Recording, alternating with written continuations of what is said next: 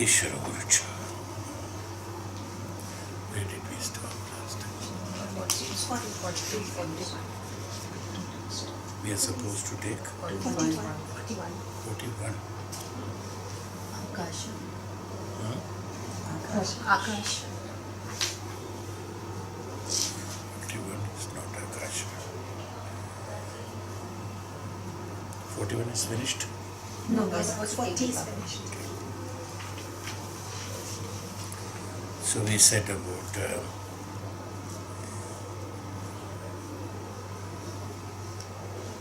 the wind we were talking.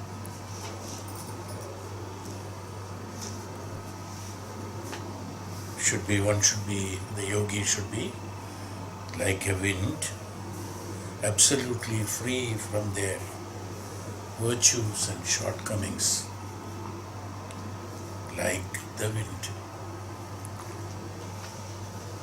Wind doesn't get attached to anything, even though it carries so many things.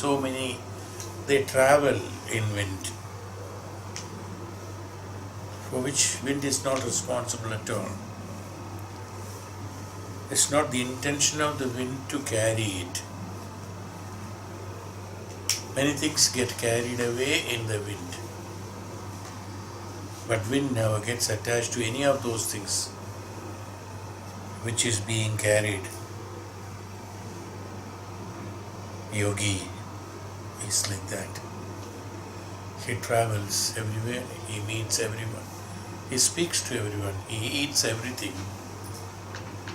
He experiences, for an external, a normal person, it appears that the yogi is like any other human being, because his external appearance may be similar to those of ones who are constantly attached with the externalities and also functions through the emotions of the sensory system, whereas yogi, even though externally he appears to be that, he is not attached to any of these things. He is only attached to the Paramatman, he is only attached to the Brahman. He remains as individual. Many things and many people or many of things may get carried through him, but he doesn't get attached to any of things, those who gets in proximity of him. This is the ignorant who feels the devaluation of something which is very close to one. Normally, the normal human being, what I am talking about, the one who doesn't know the true jnanam, one who doesn't get the absolute Brahma Sakshatkaram, or one who is not aware of the Upanishadic and Dharmic principle of the life through the functionals of the Atman and the principles of life and living, he feels that things which are closer to him are because of his efficiency, and therefore he thinks that it can be acquired at any point of time, so his values for those gets automatically reduced. This is absolutely ignorance. The ones which are closer are the ones, the things that are closer are the ones which are yours. That which is not, that which is away from you, that which is not accessible by you is not yours. But what happens in a yogi, he understands that. He knows that that what is in him, that what is with him in the Brahman, is that what is he, that is the truth. And that is his, it belongs to him. the importance to the Ishwaratva, the importance to the Guru, the importance to the God, the importance to the knowledge, jnanam, it multiplies every day. He finds ecstasy in them, that which are closer to him. Whereas in the normal human being, the closeness brings taken for granted, that kind of thing. So they have their values for that in their minds, the values for that becomes less. Whereas one should know, like the wind, like the fire, like the Panchadhatus, or many other things which we are explaining here, one should know that which are closer to you are most valuable. And it is not that once you know that, once it is lost, unless it is lost, one doesn't know the value of that. See, that's the principle here.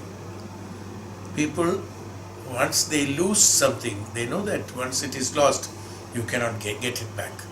At that point of time, one repents. Oh my God, that was so close to me, and I never knew the importance of it. Now I lost it.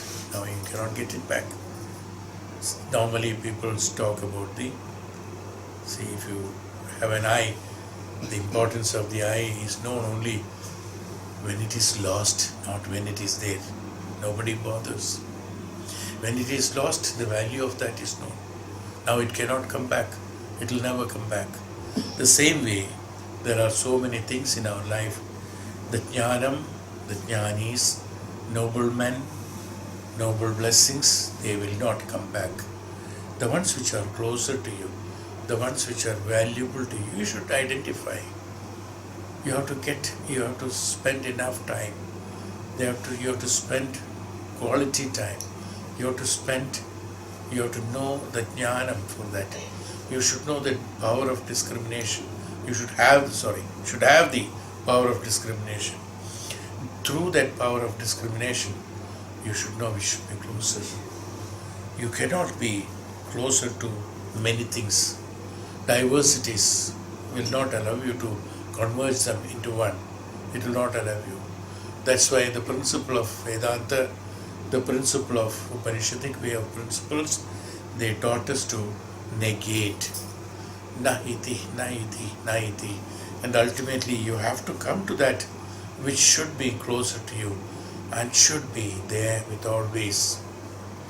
When that value is not there, you will not be able to attain that whatever you trying for. Whatever you may be, whichever may be ways you are trying, if you are into, like the wind, it carries so many things. If the wind keep on getting attracted to those which are beautiful, those which are fragrant, those which are valuable, those which are X, Y, Z, the wind loses its own quality and it cannot get along for long, the wind. Whereas the wind is there from the inception of the universe, the wind is there and it will be there till the end of the universe. It has never attached, the wind's quality has not been assigned to based on any of those things which is being carried by the wind. Wind is not assigned by those qualities. Wind is assigned by its own qualities. This is the thing. So that which is in the proximity, that which is with you, you should identify where you should go. As we always used to say, there used to be people, initially it always happens. I always talk, I think I used to tell in Reiki classes, that people do, even we call it as spiritual shopping. It is not my word actually, I have read it somewhere. Some great men have written, maybe, I don't know, I think it is Chinmanaji in his books. Normally I must have picked up from there only. He writes about spiritual shopping. People shop spirituality, shop everything, shop guru, shop discipleship, shop tattvas, shop dharma, shop karmas, everything. Now, this is what exactly we are talking about, the wind. when it is affiliated to all those things which is visible, which can be bought, which can be according to your whims and fancies, and you get attached to them now and then, you will never be able to be there. We are talking about the 24 teachers, even though we're talking about the 24 teachers in the sense here it is not 24 teachers. Many people have misunderstood as 24 teachings from 24 different attitudes. No, it's not like that.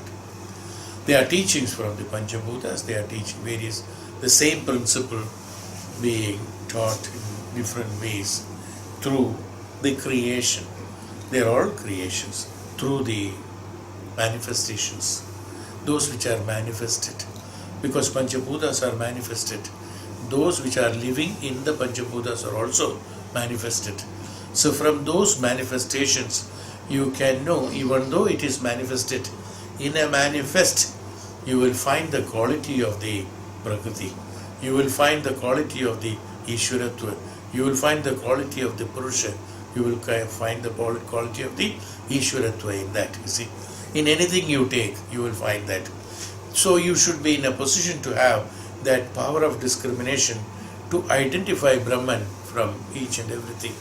Take a grain of rice, take a grain of annam. From that you can derive the Brahman. See how the Brahman is there. We normally do that when people eat. See, they say that don't throw the food away, don't scatter the food here and there. They say in I think most of our Indians, we say that it is Mahalakshmi. So you should not misuse it. Annam should not be misused. As we said, it should be taken as Aushadhi, because that is the one which keeps you healthy, which keeps you strong. The strength in your physical body, strength in your muscles and bones come from that annam.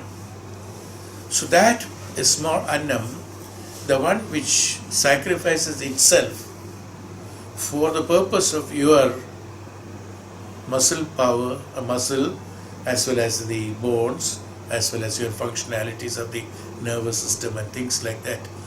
That is very powerful. That power is in one way or other being transmitted into you, which you are unable to generate yourself. It is that annam which makes you strong, which makes your body,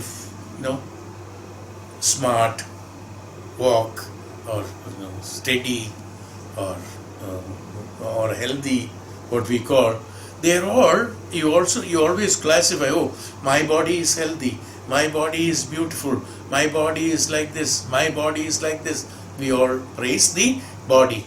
But body doesn't have any capacity to become beautiful by itself. Body doesn't have any capacity to become stronger by itself. It needs this annam, the small annam. Don't you think there is Brahman in this?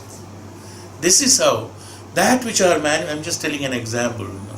That which are manifested, there is unmanifest in it. The unmanifest in the manifest have to be identified by the jnanis, by the then only we will know the importance of it. You yourself is nothing but supported by all of this, is what we are talking about, the 24 Gurus, the manifestations. Through these manifestations we have to identify the unmanifest. Otherwise what happens? You are cheating yourself. Nobody loses anything. It's only that individual he loses. The one who says, my body is beautiful because I am proud of it. How it has come? The one who says that, he is an absolute ignorant person. He is supported by the wind, by the water, by the fire, by the earth, or by the annam, or by many things. Those are provided through the manifestation. The unmanifest, through many of the manifestations, is allowing another manifest to become unmanifest. Whereas I am giving importance to that which is manifested, not the unmanifest in the manifested. I am giving importance to that manifested body, not the unmanifest that contains in the body. It's absolute ignorance. Well, the jnanis would like to know it, or persons who would like to be wanting to know the truth of the life should know it and should be on that. So if you are not sincere and closer to that one and manifest, that's why that oneness has been told in the Upanishads very firmly from the beginning itself. Now we have learned it in Chandogya Upanishad, especially where we have started. From the diversities we came into one, and from one we went into diversities. Both ways Upanishad taught us. You see how it looks like. I think we have learned it in Upanishad Chandogya. From one to diversities, and from diversities at last again we came to one. How does it? And what is that? What should we understand from that? If we cannot understand from that, and if we cannot understand it throughout, we will be keeping on, carrying on with this life and living in absolute ignorance. That's all. One is supposed to be living with jnana. One is supposed to be living, as we said in the Upanishad, it is the living that is important. The life is given to everyone. It is the living that is important. Living in the sense, utilizing that life in order to execute your karmas, exhaust them, do the karmas as a karma. This is what we explained. And ultimately, the realization of the truth in it. So in the life, what is that? In the life, we are all exploring the manifest. We are all giving importance to all that what is manifest, which is called the externalities, the manifest.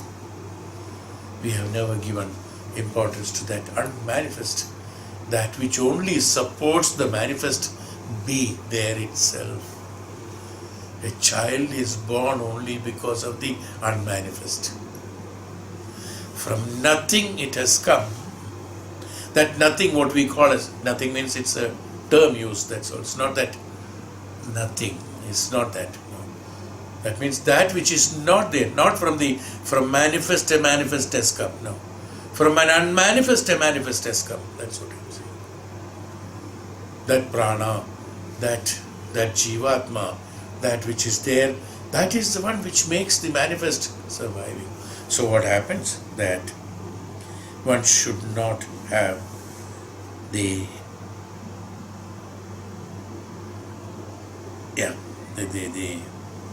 ignorance about that which is there and manifest in you.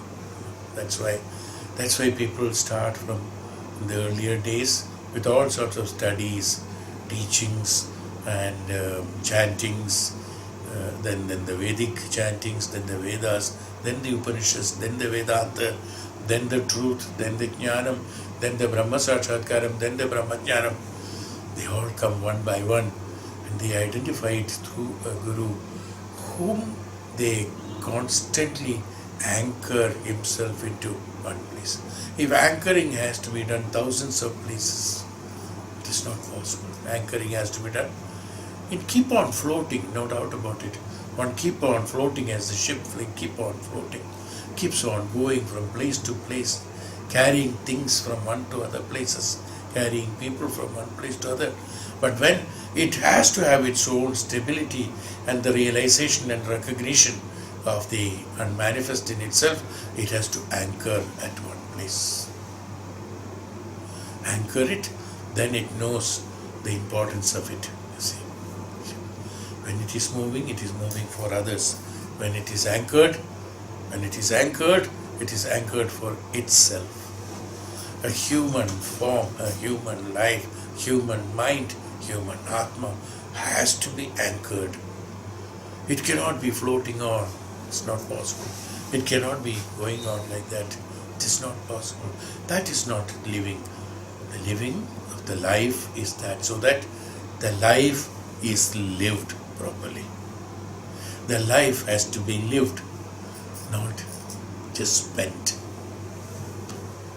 So Bhagavan says, so these externalities. So, like the wind, absolutely free from the virtues and the shortcomings, how can the wind which is carrying those things can be not affected by those fragrances, those smells, those smoke, those unwanted things, that dust, those in the leaf, dry leaves and earth, and so many things go on in the wind.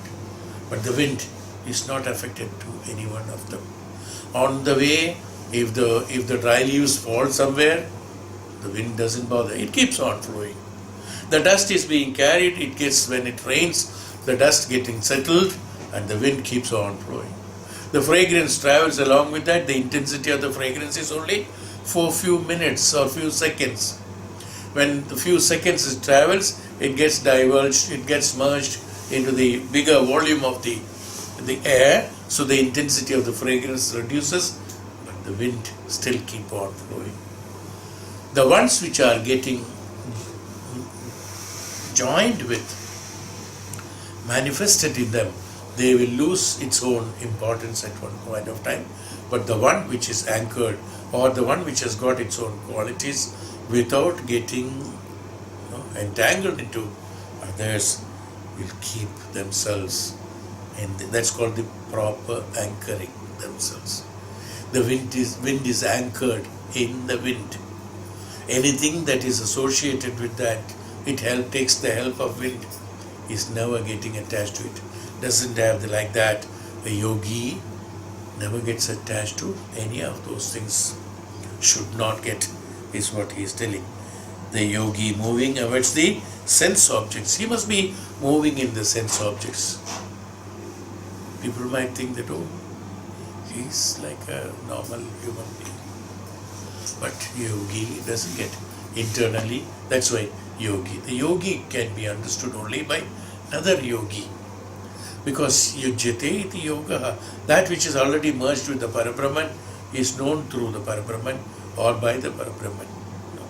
Others will look at the external form and shape of that yogi. But the yogi has a purpose. Like the wind has a purpose, not for its own survival, but wind has a purpose to be there in order to have the manifestation of the unmanifest of the Ishwaratva. Same way, the yogi is there like any Panchabhutas or any of those unmanifest for the purpose of others, in order to transmit those jnanam and other things. It keeps on floating and flowing. In 41st shloka, Parthveshve deheshu pravishthastad gunashraya gunairna yujyate yogi gandhairvayure vatmadardrak. Even though entering the material bodies on earth and associating with the attributes, that's exactly what I spoke. Even though it is associating with their attributes, the yogi, with his eyes always on the self, is not affected by those attributes like the wind by odors. Now we will be going into the space, example of space, from which the two shlokas 42 and 43 are the lessons the Avaduta has learned from the Akasha. Andarhitaschittirajangameshu brahmatma bhavena samanyayena vyatya avya vachedasa sangamatmano munirna bhavatum vidadasya bhavaye. Even though andarhitasya sthira jangameshu, even though living in this body, the sage, through his identity with the self, should reflect on the unity, non-attachment, brahmatma bhavena samanyayena. Samanyayena means unity, non-attachment, and the sky-like trait of the omnipresent Atman which runs as substratum through all sthavara and jangama, movable and immovable. Yogi with Akasha, commonly translated as air or sky, according to Hindu philosophy.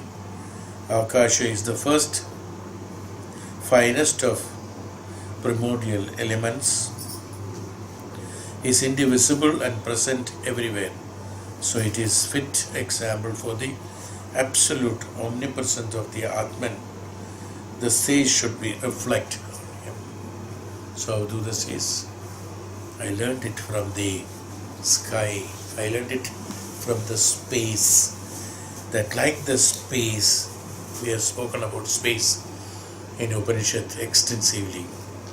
Without space, nothing can be there. For everything there has to be a space. And the space is all over. The Maharishi, he says that yogi is all over. He is like the space. Everyone can use that yogi's knowledge.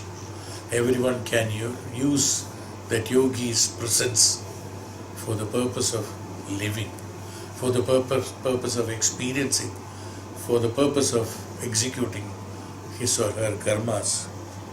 But he, as the sky, as the space, which is immovable, sthavara jangama. Sthavara is sthira, jangama is again asthira. Sthirata and asthirata, even though it appears to be asthira sometimes, a space, it is not the space that is asthira, it is that which is in the space that which is asthira. It is that which is in the space that is movable. It's not the space that is movable. The space is always there. Small space is always existing. That existing is the one which allows others to move in it. If that space itself is moving, can the others move? Their movement will not have the right momentum what they want to do. So in order for others to move, something has to be static. Space has to be static.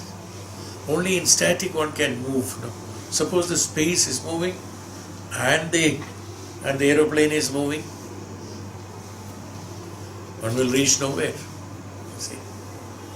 Or one has to travel faster than the space. Can anything manifested can travel faster than that unmanifest? It's not possible. So space is that which provides facility for the manifest to move.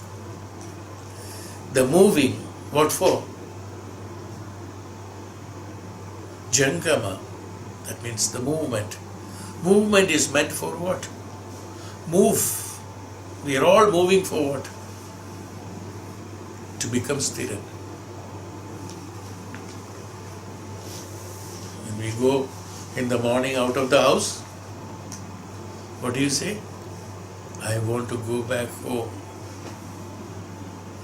Before 9 o'clock in the night, I must reach home.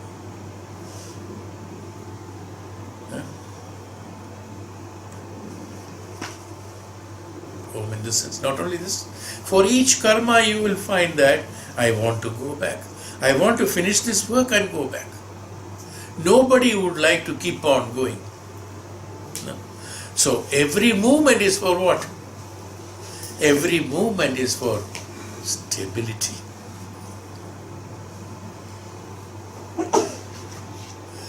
The ship moves from one point to another point for what? To anchor into other point. Again comes back to where? To anchor to the previous place. We move from one to the other for what? To anchor ourselves. We are taking birth for what? To die.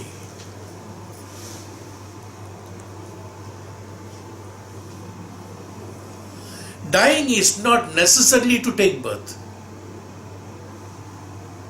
An evolved soul, after the death of the Sharira, need not to be born. But being born is definitely to die.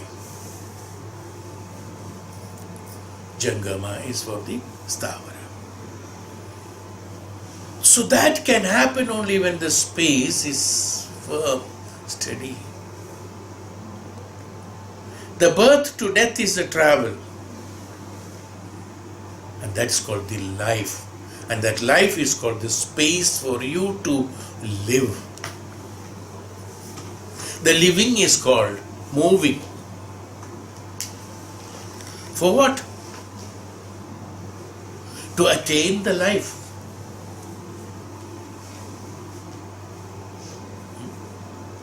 What is the life? The life is that the Atman or Paramatman, which is stable, anchored, which doesn't have any virtues and qualities, not get attracted to, attached to any of these manifest. The manifest is that which keeps on moving from one to the other. Everything moves in order to settle down at one place.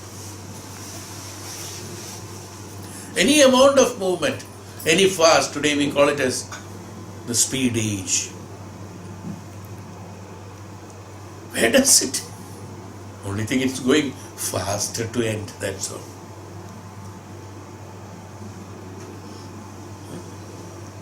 It's going faster to the point of end, that's all.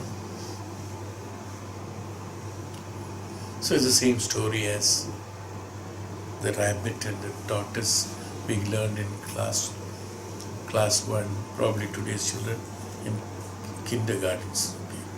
We never had any garden those days. We were straight away put into class 1. So there we learned. Whether it is the rabbit which runs fast, for what? To reach that end. It reaches the end faster. The tortoise moves slow, for what? To reach the end. That's all. Both of them are traveling, maybe a different speed, for what? It is only to reach the end, that's all. What's important? Reaching the end is important.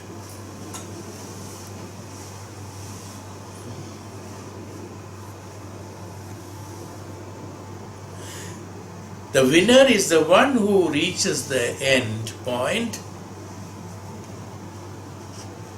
with the right experience, through the right path, through right karmas, right virtues, right means. He gains all the benefits of the traveling to reach the end. The other may reach it faster, but he has not learned, he has not got the jnanam, he has not learned the karma, he did all wrong karmas, he accumulated the karma balas, then even though he reaches the end, he is reaching the end only to come back. Being born is to die. It's called living and for the life. So if you do not want to, if you want to get anchored in the life form, in the true life, in the truth of the life, then one should not be born. Jananam should not be there. Janana is connected with the Janma. Janma is connected with again Jiva and Jivatma. The Jiva.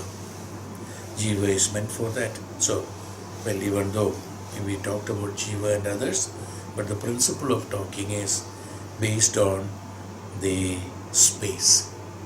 The space which is firm, constant, accommodates anything and everything.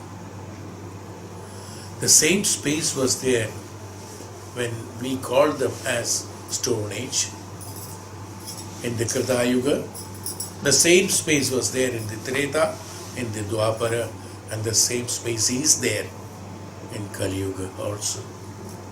Yugas have changed, attributes have changed, people have changed, jivas have changed, karmas have changed, atrocities have changed, but space remains the same, that which is unchangeable.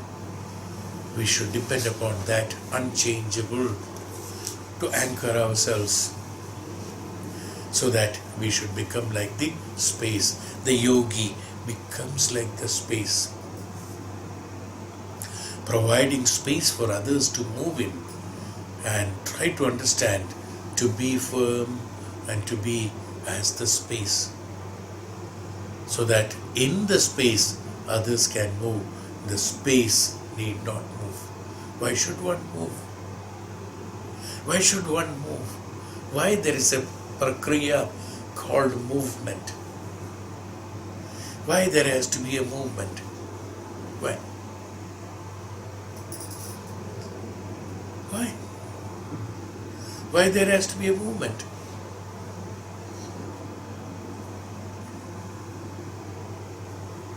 In order to identify that no movement is necessary. Unless one moves, one will not understand the move is not necessary. In order to attain the jnana, why are we struggling for many things? Trying to earn money, trying to earn peace,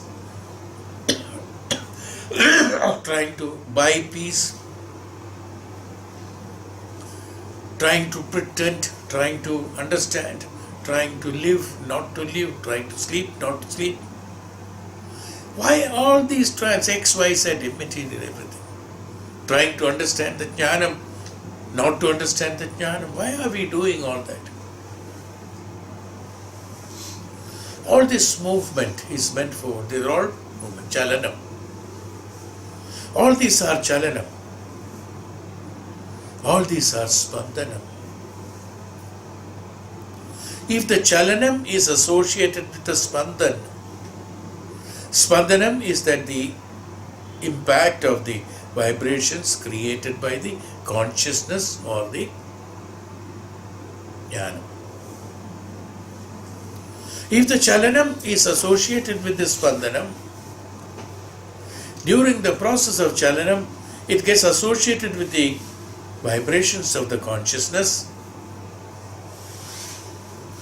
The chalanam will go along with the spandana and will reach the status where nischalata can be learned from that consciousness.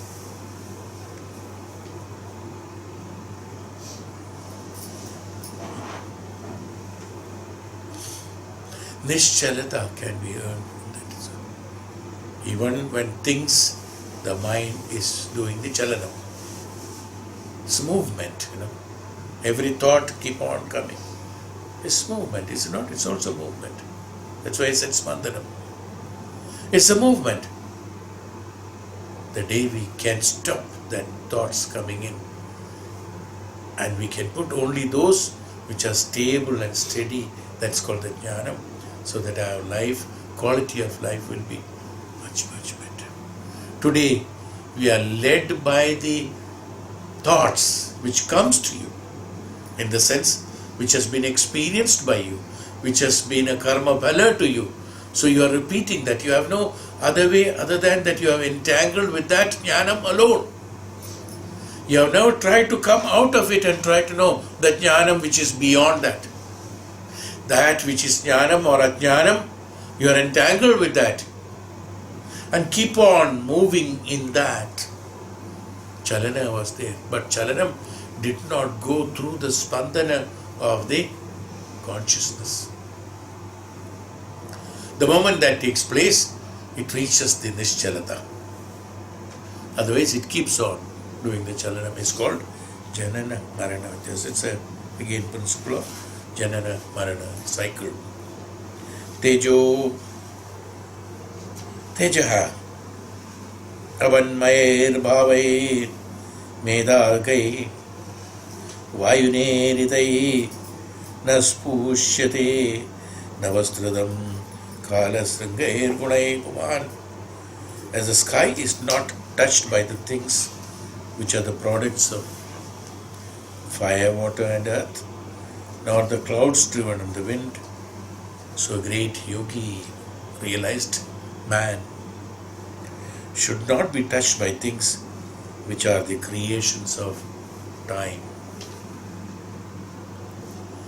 Time, as we said about the Krita Yuga, Dwapara, Treta, and the Kali Yuga, the time, every birth is meant for the time. Every manifestation is meant during that particular time. That Samaya and Kala. The Samaya and Kala is only for those who are not stable. The ones which are keep on moving. It's only for the Chalanam, otherwise there need not be Samaya and Kala. The Samaya and Kala, what is Samaya?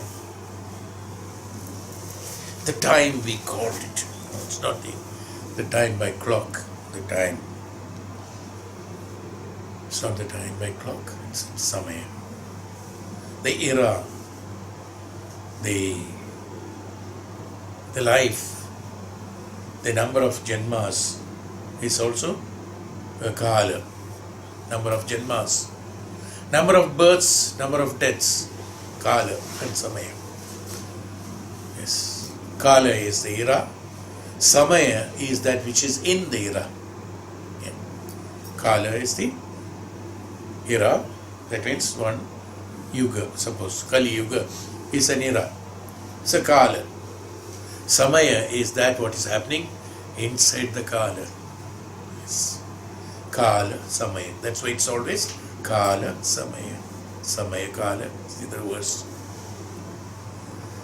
Samaya is necessary only ones who are entangled in the Kala. Those who are entangled in the Kala and Samaya, they keep on moving. They cannot be anchored in that space. So, a yogi, Bhagavan says, a yogi should be, or who the Avaduta explains, that I have learned to be firm. I have learned to be nischala, like the sky, space. Not that he is physically moving around. Avaduta is also walking. So don't say that, oh, Avaduta is walking, he is not nischala. He's not walking. He's in thoughts. In his mind, in his consciousness, in his absolute understanding, he is nischala. It's not movement.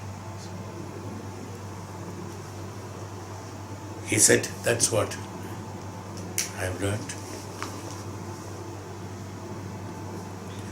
Then Avaduta explains about the next sloka in 44th sloka. He explains what he has learned from the Jalam, Apaha. Swachchaha Prakritidaha Snigdho Madhuryam Stirthan Munirnranam Munihi Purat Palpam Metramicho Pasparshagirtanai. Swachchaha Prakritidaha. By Prakriti, Jalam is swachha, it's clean, pure. Absolutely pure. For any purification, we use Jalam. Any dirt,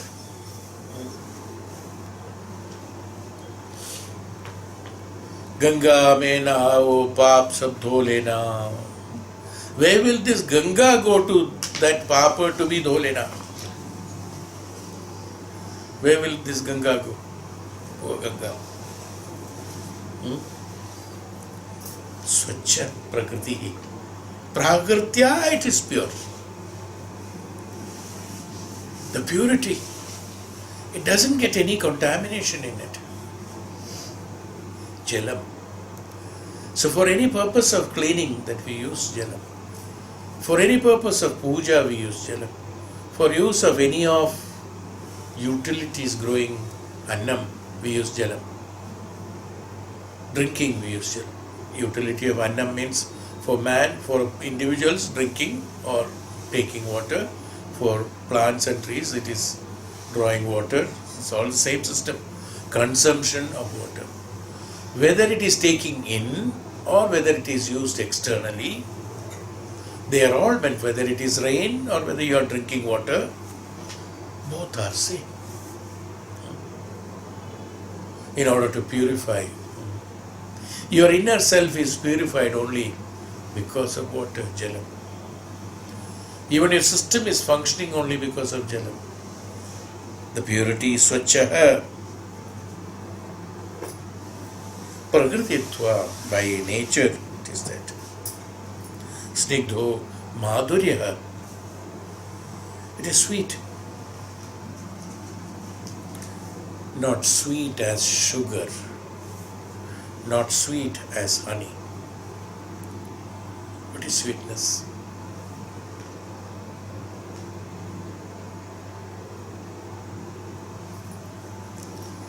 What is sweetness?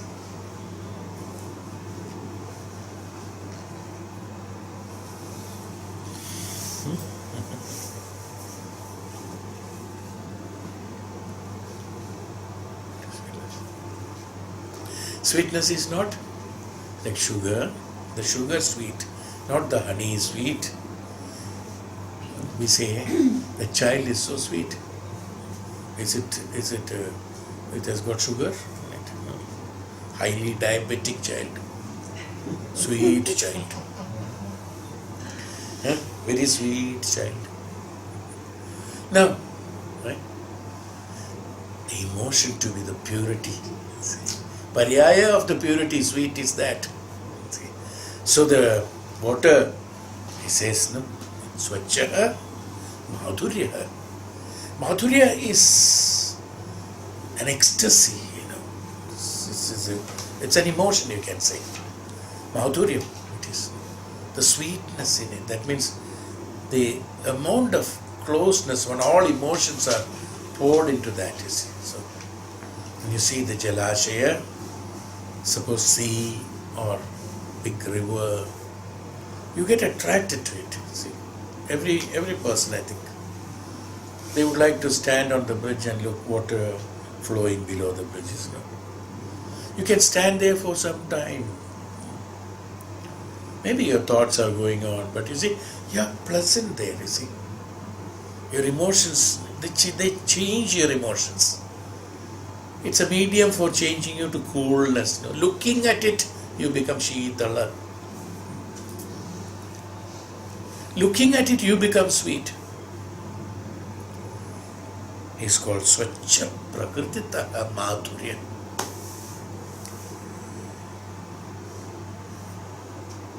And it's a source of imparting the holiness. What is holiness? We all say about holy. It's a holy place, holy day, holy act. What sort of holy?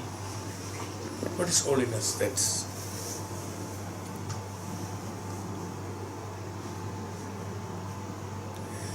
holy is that Tirtha. That's holy. Tirtha is what? It has got all highest vibrations and highest consciousness. Wherever the highest consciousness is living, that's called the Tirtha. It is not that's called Tirtha Sthala, Tirtha, Tirtha. Even visiting Punyatma is Tirtha. It may be in a forest, it may be a small hermitage, it may be anything. That's why they said in the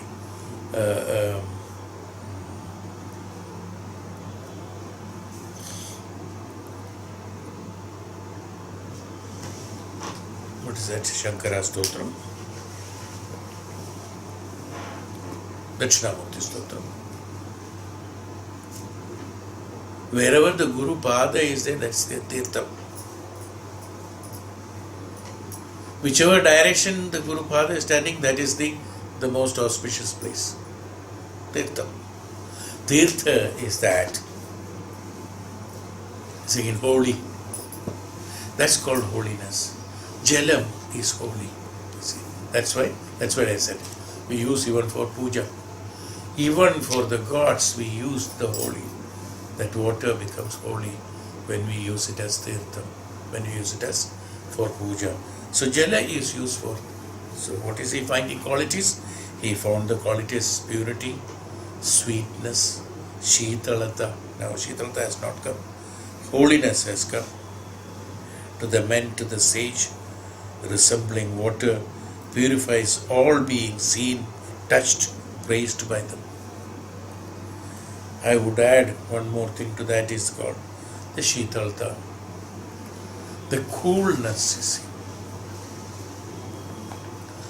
The coolness is a principle of water again. You see. It's not only the wind. Of course, there may be a combination of wind and water put together.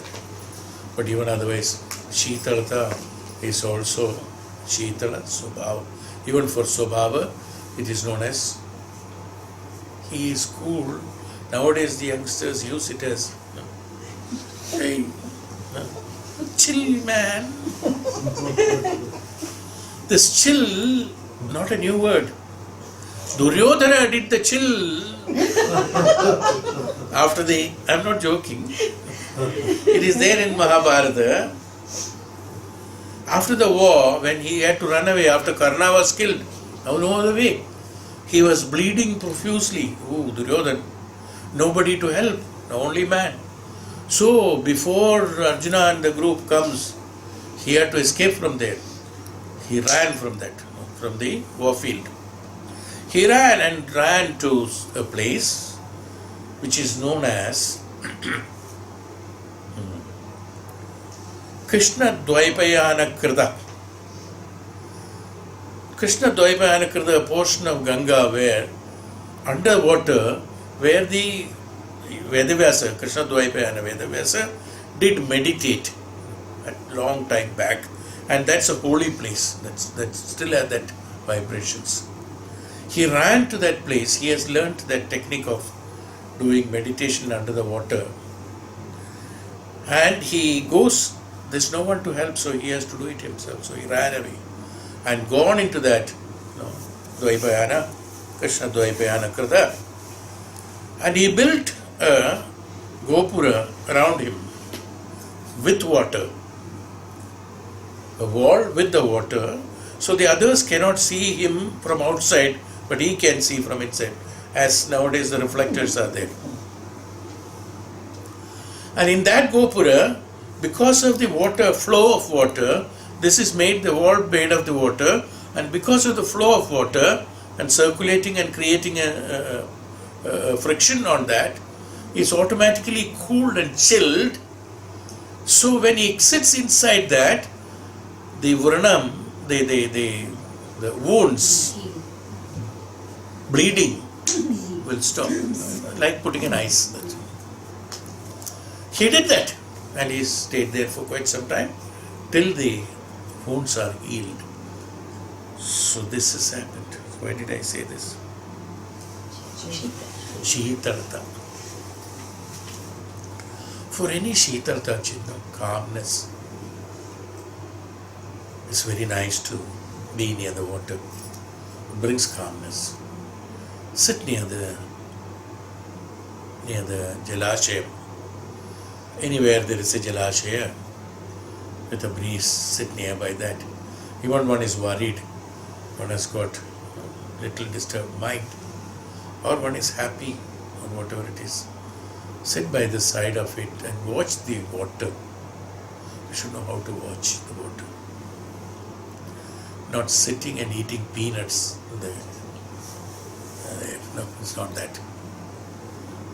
Once you start watching water, you will forget everything. That Sheetalata will come in. You are not experienced, no? You should experience. I do it quite often. Sitting and watching and that. And how to watch, it has got. You have to be again purified in yourself with an intention of purification of yourself, the highest consciousness, looking at that Panchabhuta is a life forming, the Panchabhuta. Without water, nothing can survive. That's a life form comes from only after the water has come. Every life form has come in the water. So when you sit and look at that, all those thoughts will come. And not only that, each and every small wave on that, and each and every movement of those waters on the surface of that Jalashaya will bring one message or other to you. Each and every wave will bring one message to you. If you keep on looking at it with swachha bhavena, that means for anything and everything you have to have the upasana. So be an upasak. You would like to be like the water. It's not that you would like to watch the waters. You would like to be the water. You would like to be that. Now with that, sit, even though you are worried, you may have problems, you may have this, that, and all that, but keep looking at it too with a lot of glorification in your mind, because anything that has to give importance to you, progress to you, purify you, glorify you, you should have glorification to that. See? So with a lot of respect, without lot of glorification, look at that waters. I'm not exaggerating, I'm not telling something which is not true.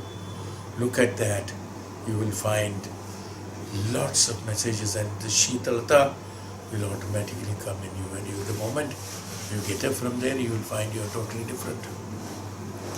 The Shitalata comes from there. Any tapasvis, Maharishis have got hermitage not only for the purpose of drinking water, but also for the purpose of attainment of the purity near the river, near the waterfall, near somewhere like that.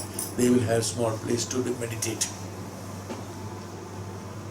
You see, that's the importance of it. So Shitalata brings. So Avaduta says, I have learned all these qualities from the Jala Apaha. Then he says about the fire. Tejasvi tapasa Deepto Durgarsho Darabhajana Sarvabhacho Abhiyuktatma Nadate Malam Agnivat.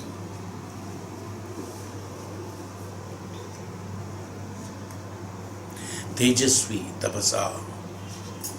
Due to tapas, I invoke the Agni Tattva in me.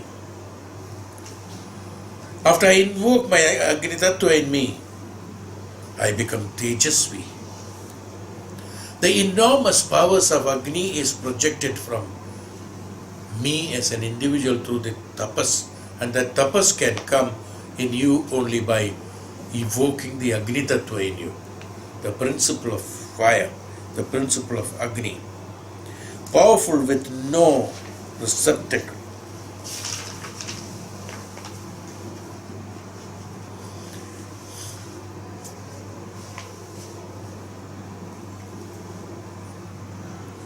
The man of self-control like fire is never polluted thereby.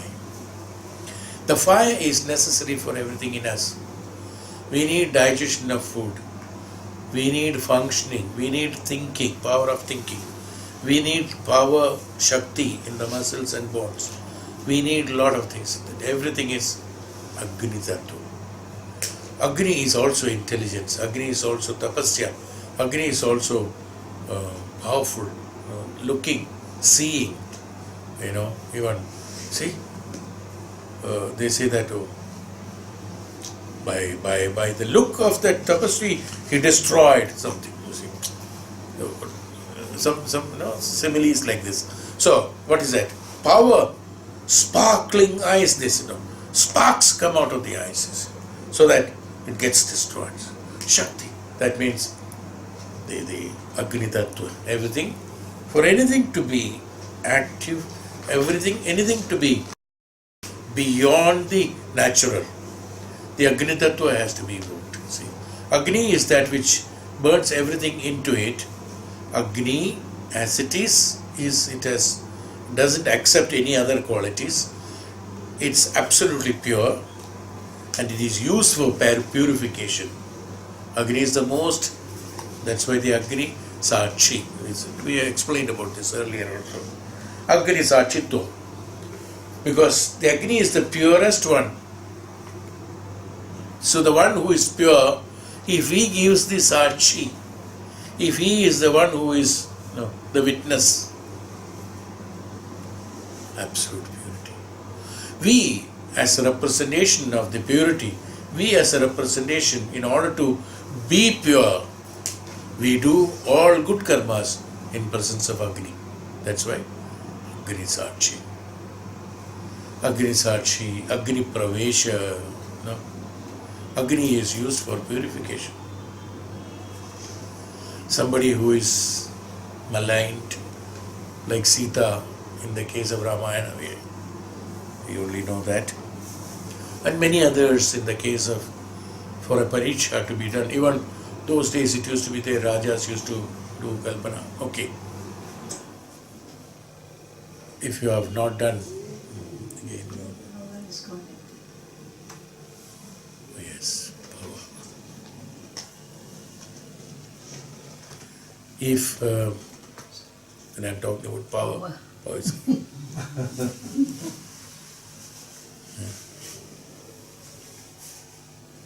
what I was telling.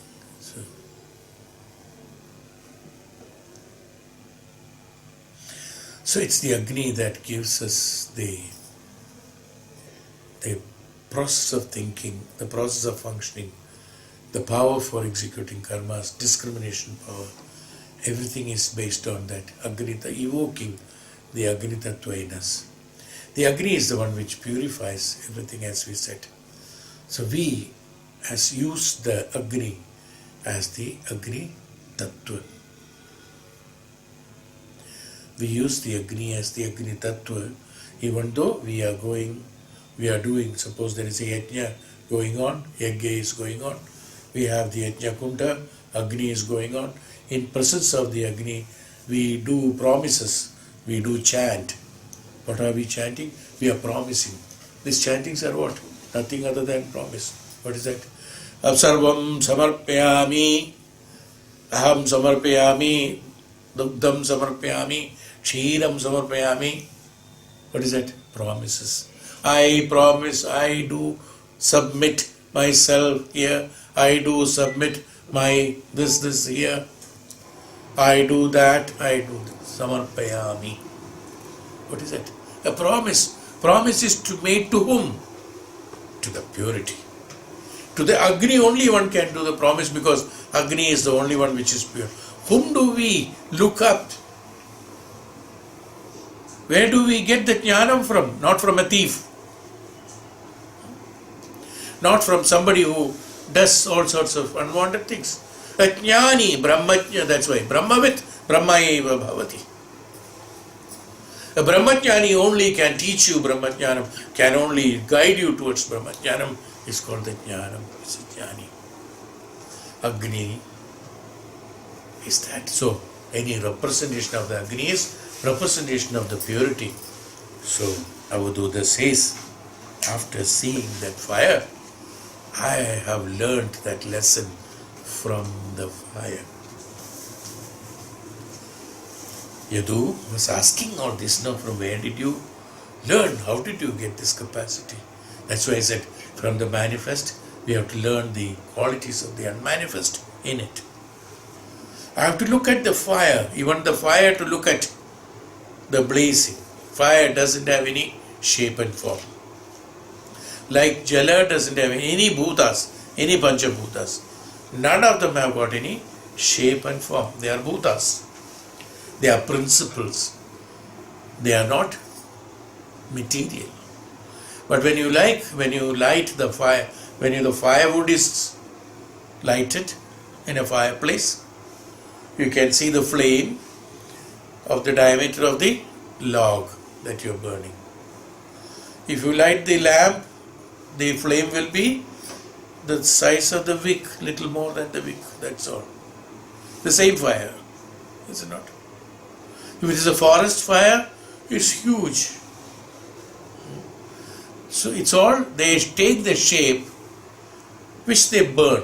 The material which they burn, they take that shape, that's all. Fire as it is doesn't have any shape and form. Agni Tattva. It has only tejas. That's why Yogi said,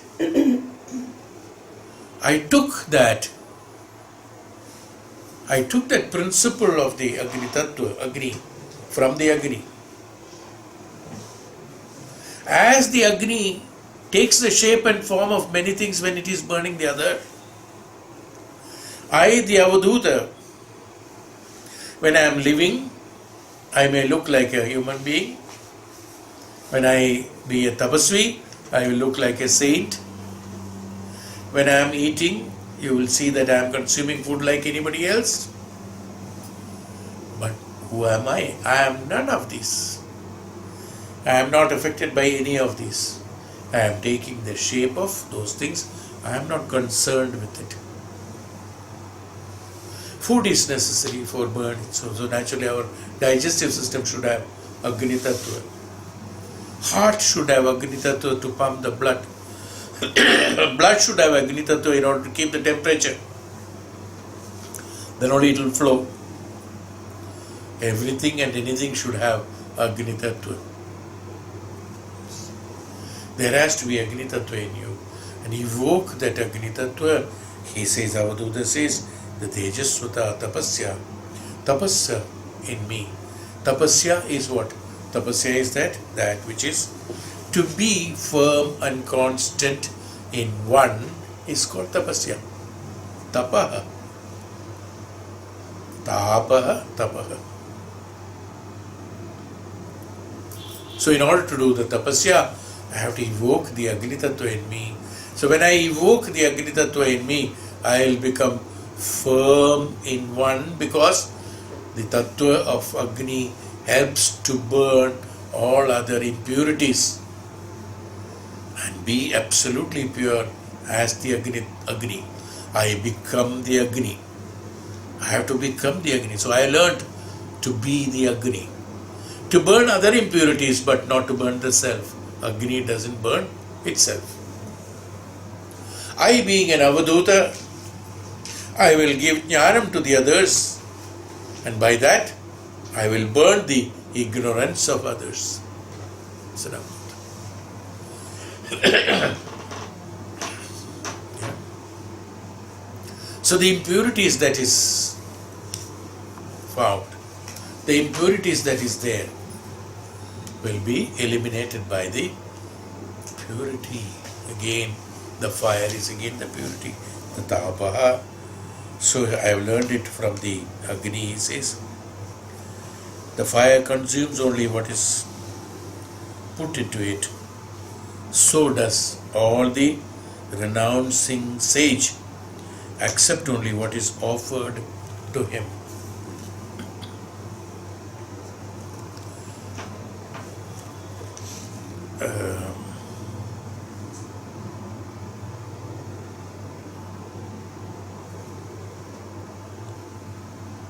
Pratyahara. The quality of Pratyahara comes in him only through the Agni Tattva. The sage does all renouncing. Sage accept only what is offered to him.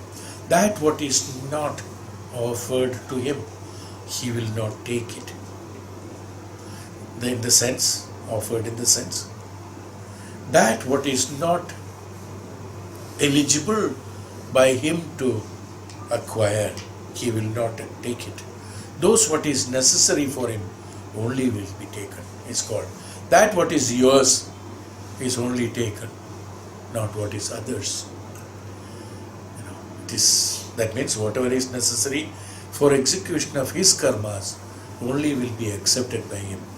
The offering, in the sense, it's not that we, you and me are offering in the sense that is being offered by the Prakriti. He will accept only that. It's not the question of individuals we're talking about. Even individual also will become Prakriti influences the individuals to offer something to a holy man. You see a holy man, you would like to contribute something, whatever it is, food, clothes, money, whatever it is, X, Y, Z. Where do you get that thought from? The Prakriti immediately invokes you, because Prakriti directly cannot offer him something. Invokes you to give it something, you see. So you give it. It's also the Prakriti, that's what offered to you. It's very difficult to identify today in Kali Yuga the true sage, because everything is manifested and everything people in Kali Yuga, what they see through their external eyes, cannot find the truth behind that, the truth behind the external object. One should be in the capacity of the discriminating the truth behind that. That sage, when you offer, anything will be, he himself will direct you what should be offered to you. See? Anyway, it goes into the Sannyasa Yoga, so we'll stop there. Next is again continued with fire. Sometimes it is disguised, sometimes it is patent, being resorted by those who desire welfare. He eats everywhere from donors, burning their past and future evils.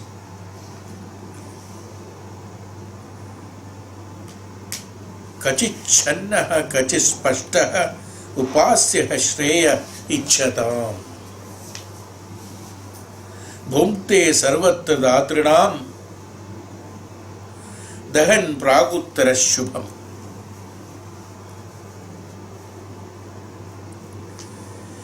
The yogi sometimes he is disguised based on the Agni Tattva. He is disguised. Others do not know what is he. What is he? That's called disguising. Disguising means that he is disguising his nature, the true nature, from the others. The others are unable to find out who is he. Is called his disguising. Actually, is he disguising, or the others cannot understand him? The others cannot understand him. If somebody is a Mayavi, another Mayavi looks at Ravan standing on the sky. If another Mayavi, he can see it. But the one who is not a Mayavi, he cannot find out. Same way. So we say, what we say? He disguises himself. See? So disguising is connected with the person who is seeing. Naturally, normal persons are not Mayavis. Everybody cannot do that. So it is disguise only. So he disguises himself. That means it is not in that case, in that meaning it is being told here. A yogi will not appear to be a yogi to you. It's called disguise. Yes. This. Sometimes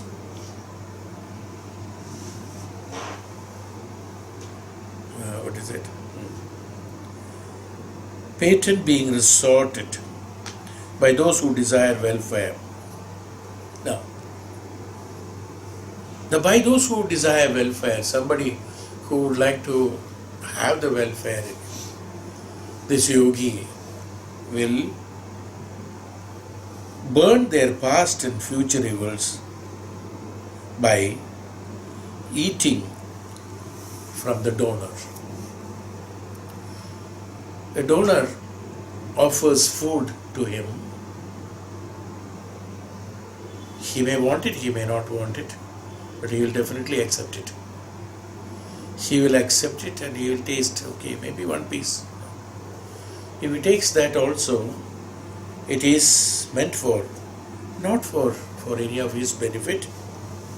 It is for burning the past and future evils of the donor. This we have discussed in the Upanishad also, when somebody is giving dhanam to a great yogi or this one, they take away all the sins of yours. We said that it's the same meaning, it comes to that. So here it has been since it is Agni Tattva, since he has got the awakening of Agni Tattva in him, how does he take away the evils from you? How does he take away the sins from you? Is a question. By just giving something. When you give something, you are offering to, not to that person, actually you are offering that to the Agni Tattva. So what happened? When you are offering it, when you are offering to, this is how it has to be offered also, to any saint, to any noble person, to a guru. When something is offered, even the food is offered, it has to be in the great principle of Aham Samarpayami. It's a Samarpanam you are doing. It's not that you are giving food. No, you are feeding somebody. It's not that you are feeding. You are feeding a poor is different. The one who is hungry. Here it is not feeding. Here it is Aham Samarpayami. Like in a Yajna Kunda, you are pouring Kshiram and Dugdham and the things like that, Jalam, things like that. You are also offering these offerings to a great noble man by saying Samarpayami. Through a Samarpana Bhava, it has to be given. When you are giving, there is a principle behind it. When you are giving this as a Samarpanam, suppose Dhanam is given to the noble man.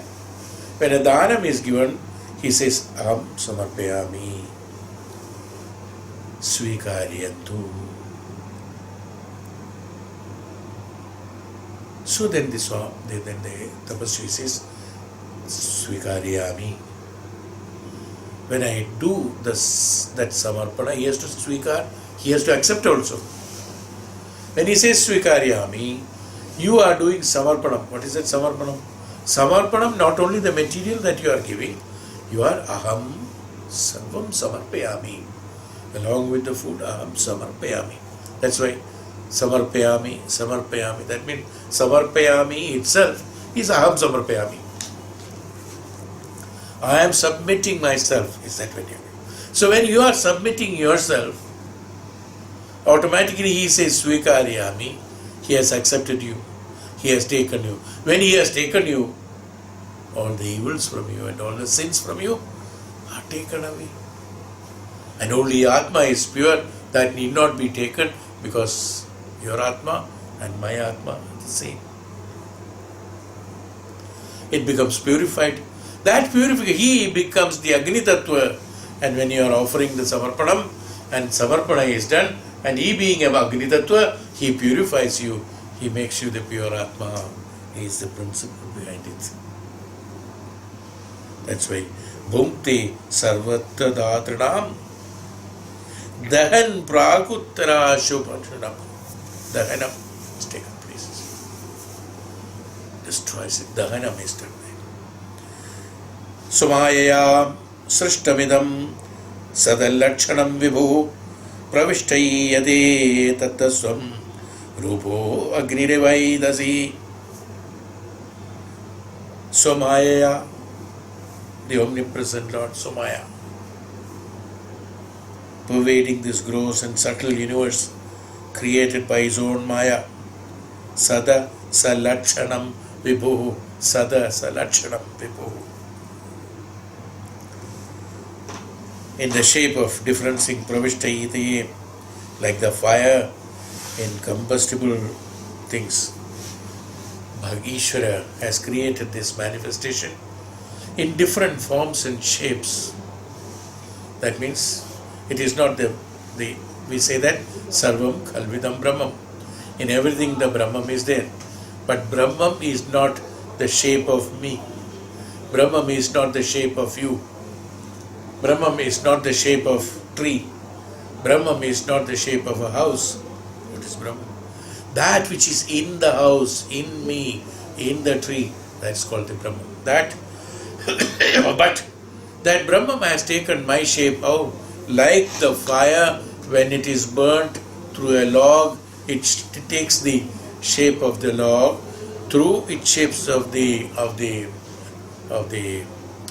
wick of the lamp, or when you burn a paper, it takes a different shape. When you burn the forest, it takes a different shape. The shape and form is taken differently by different things. It's called Maaya. It, as it is, it doesn't have any shape and form. I have learned to become that, is what Avaduta told. I have become that. Then comes moon. In between there is fire again here in 49th sloka. So, Kalena Hyadavegena Bhutanam Prabhavatehu Nityavapi Na Ishvete Na Drishvete Atmanermita Achiryam. Birth and death, we have discussed about it. Birth takes birth. Birth and death, though ever assailing bodies through the massive velocity of time, never witnessed by the self, as in the case of the flames of fire. Right. The self has never witnessed this births and deaths, death. Like the fire has never witnessed its own shape and form by itself, because it doesn't have any shape and form. This is a return in passing to the topic of fire to emphasize the transitoriness of things and thus stimulate the spirit of renunciation. The flames are subject to change, but not the fire. This teaches us the renunciation. The Avaduta says that since I know I am not a shape and form, I cannot take a shape and form. I being the fire principle, I take the shape and form of other things with the one which I destroy. That's all. So I am not that. This realization has brought me to renounce everything. There's no point. So he renounces everything. He renounced into fire, Agni Tattva. And the next he says about the moon. We also said moon, sun, all that was there. No? Initially I told you what are the 24. Visargadyaha smashananta bhava dehasya natmanaha kalanam iva chandrasya kalena vyakta vartaman. The states from birth to death belong to the body, not to the Atman. Like the digits of the moon occasioned by the time whose match is inscrutable. Like the moon disappears and appears every 15 days. The Shukla Paksha and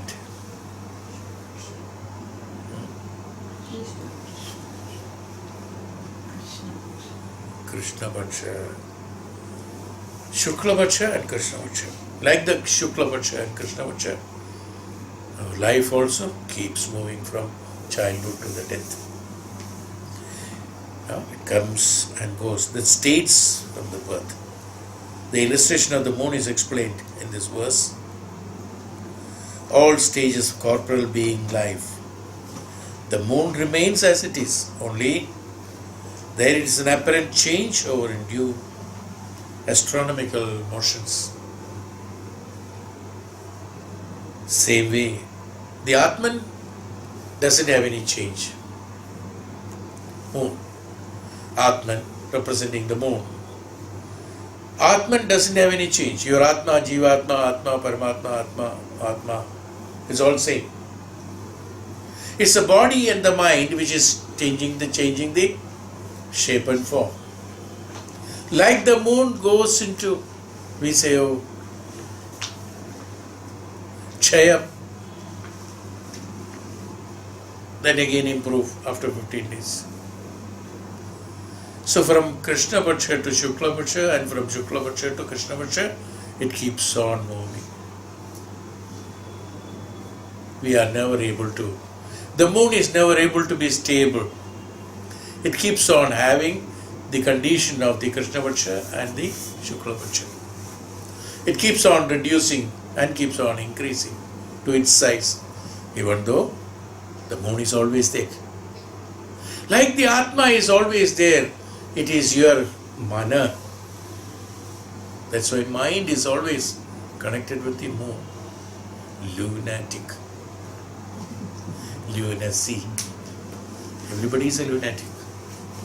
Everybody is lunatic. You know that mana? Everybody is in one kind of lunacy only. Yeah.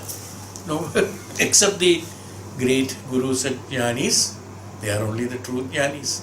They are not afflicted by the influence of the reduction and increase in the moon and lunacy. Temporary changes, that's why it is called lunacy. That which is not firm. It's sometimes like this, sometimes like that. It's called lunacy. It's why lunatic. You see. That's why it is connected with the mind is like that. So mind is connected with the moon. That's why the mind is connected. Not that there is a direct link with the moon, even though they say direct link.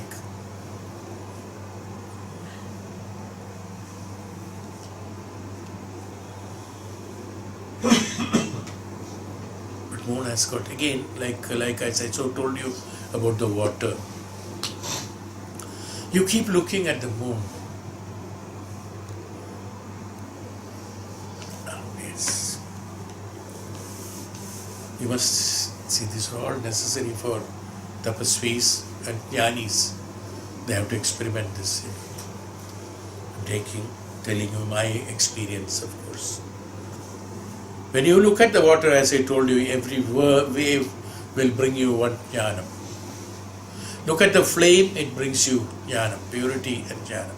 And looking at the flame also can bring the frustration in their life, that it can bring the frustration in the sense, not in the sense of materialistic frustration I'm talking about.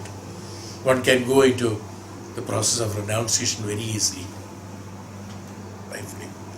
Yajnakundas, watching it, can go into this one very easily. And same way, Jalam brings Shitalata and Jalam brings also the Tattva of the Jiva, the principles of everything. Same way, as I told you about the Jala, it brings the Jnanam, it brings the perception of life, it brings the meaning of life, it brings that coolness of how one should take, what one should take seriously in life. And what is called life? Is it necessary, all those things? Each and every wave will give you informations on all this. What to do and what not to do. Is it necessary? Looking by sitting there, is it necessary to be walking? Is it necessary to be doing all these things? All this jnanam can come because it brings Shitalata. In the case of Chandrama, many of us have, I think many people nowadays, it's very rare, but old days people have experienced them, because many of them, they sleep in open air, say, looking at the moon. Naturally, when there is a moon, I don't think anybody can avoid looking at that moon. See, keep on looking at the moon, and once you keep on looking at it, you keep on looking at it, you know that? And when you keep on looking at the moon, what happens, You get, like I told you in the water, what you get, the jnanam. When you get looking at the moon, you will start getting emotional changes in you. Emotional changes, and again, moon is also connected with Shitalata. Cool moon, coolness. It's connected with, again, Chandrama. When you look at the moon, you won't get agitated. Not that emotional changes. Moon gives you the diversities in life as a Jivatma to be emotional towards attachment and attraction. It leads you towards more attractions, you see. That's why the poets will always explain about the moon. I think there's no poet who has not written about moon, I think. Why? Because, you see, because they will be taken into the misery of, I would call it as misery. It's not misery. The misery of manifested way of living, you see. Looking at the moon, that means moon. It may be pleasant to the mind. To whom? Not to the Atma. It doesn't bring any purification. It will be very satisfying and pleasant to the mind because it will be taken lunatic, you know. The lunacy, that means the unsteadiness of the mind will be related with the moon because the moon is not steady. The unsteadiness, even though it is chill, it is cool. The unsteadiness of the mind will be related with the moon, and both companions are same. Both are unsteady. And both are chalo. Saath chalte. And they will take you saath. All fantasies, you know. They will say, no, the moon looks like this. The poet will get ideas on that, which is absolutely, it's fictional. It's not a fact. Even though they when you read the poem, when you read the song, it's beautiful. They are not facts. They will lead you towards that, you know, fantasies of the manifestations of the mana. Is why it is known as lunatic. Is why it is known as lunacy. It's not taking you to the jnanam, but it is taking you to the emotional lunacy. The moon influences them to the imaginary powers. You see, that's called imagination. Imaginations are not true. So the poet gets, you know, oh, this, that, you know, a lot of you all must be knowing much better than me. Good songs on that. So this moon influences you towards that. So you keep on looking at the moon. Aadha ho jayega by the time you sleep. Yeah, it is true. Yes. Even though jokingly said, this is how it is. You see, it takes you towards that. So here Avaduta says, not the quality of looking at the moon and going into the satisfaction of the mana and the imaginary capacity of the mana. The Avaduta found the unmanifest in the moon is that the moon is steady. It is the other afflicted problem, externalities that is making it small and big, growing and big. But moon is steady. Same way, I have learned that from the moon, to be the moon, but not getting affected. I do not change, but the others may feel I am changing because of the affliction of their own emotional impacts on that. I get covered by some, I get opened by some. So I am in Krishna Paksha and the Shukla Paksha is what I have learned, is what Avaduta said. It seems, is my opinion, of course, it's not told here. This is what it looks. So we will take the next shloka, 50, century, half century. 50, shloka number 50, next class. Okay. Here we say, we are going to sun now. Ugra Bhavena.